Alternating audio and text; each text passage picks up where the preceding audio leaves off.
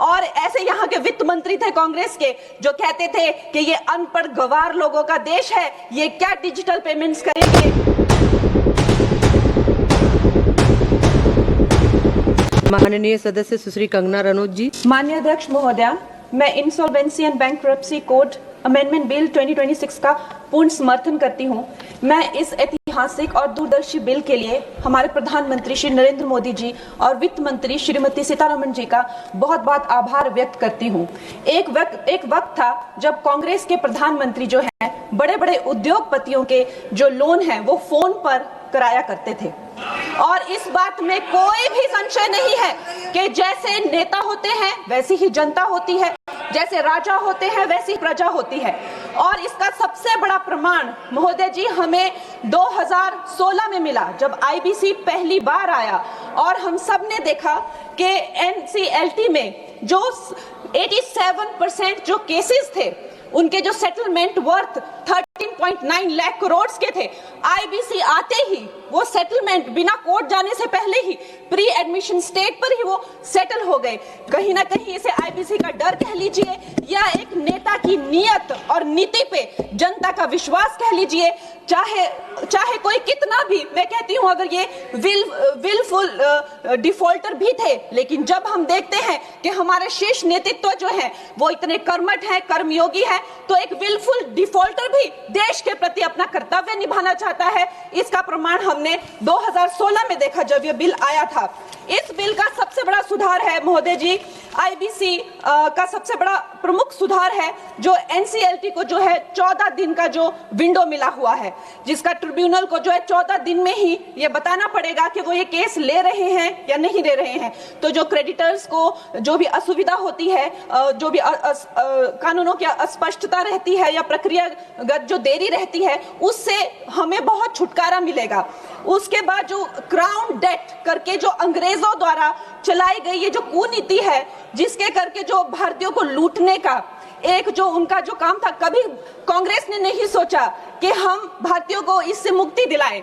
ये काम भी हमारे यशस्वी प्रधानमंत्री नरेंद्र मोदी जी ने कहा किया कि जब भी कोई बैंक कहीं से रिकवरी करेगा तो वहां सरकार को अपनी टांग अड़ाने की जरूरत नहीं है। वो धन जो है लोगों के पास जाना चाहिए, गरीबों का पैसा जो है गरीबों के पास जाना चाहिए, और इसके लिए हम बहुत आभार व्यक्त करते हैं इस बिल की। और प्रधानमंत्री जी महोदय जी, बैंक जो है किसी भी अर्थव्यवस्था का जो है वो आधार होते हैं। बैंकों की इतनी खस्ता हालत की हुई थी, 5% से लेकर 20% उनका सिर्फ मात्र रिकवरी रेट था। और ऐसे यहाँ के वित्त मंत्री थे कांग्रेस के जो कहते थे कि ये अनपढ़ गवार लोगों का देश है, ये क्या डिजिटल पेमेंट्स करेंगे। और हमारे प्रधानमंत्री जी ने जो भारतीयों का आत्मविश्वास तार तार कर दिया था, ये कांग्रेस के लोगों ने उन आत्मविश्वास को जगाया। 50 करोड़ से ज्यादा जन धन खाते खोले, जन जन को जो है बैंकों से कनेक्ट किया, और आज जो है बैंकों का जो है सशक्तिकरण जो है प्रधानमंत्री नरेंद्र मोदी जी ने किया है। एनपीए का जो रेट है, मतलब जो नॉन परफॉर्मिंग एसेट्स थे, कांग्रेस के टाइम पे 11.5% थे, और अब मार्च 2025 में वो घटकर 2.25% हो गए हैं। लेकिन राहुल जी क्या कहते हैं कि हमारी इकोनॉमी तो डूब रही है, कहीं कहीं जाके वो देश के बारे में इतना गंदा बोलते हैं। उनको एक ट्यूशन देनी चाहिए और उनको बताना चाहिए कि 3% जो है ग्लोबली एक्सेप्टेबल है, it is in a very good position, और उनको शर्म आनी चाहिए। हर जगह जाकर जो है भारत की इकोनॉमी के बारे में इतना गलत बोलते रहते हैं। उसके साथ ही ये इसका सबसे बड़ा सुधार जो है वो है क्रॉस बॉर्डर इंसॉल्वेंसी के, मतलब जो हमारे जितने क्रेडिटर्स हैं अब वो बाहर के देशों में जाकर भी जो है अपनी रिकवरी कर सकते हैं, बाहर के देशों के एसेट से भी अपनी रिकवरी कर सकते हैं, वहां भी डिफॉल्टर्स पे केसेस कर सकते हैं, और भारत में अपना लूटा हुआ या खोया हुआ धन जो है वो भारत में वापस ला सकते हैं। महोदय जी, मैं अब अपनी सरकार को, प्रधानमंत्री जी को और वित्त मंत्री जी को धन्यवाद करती हूं।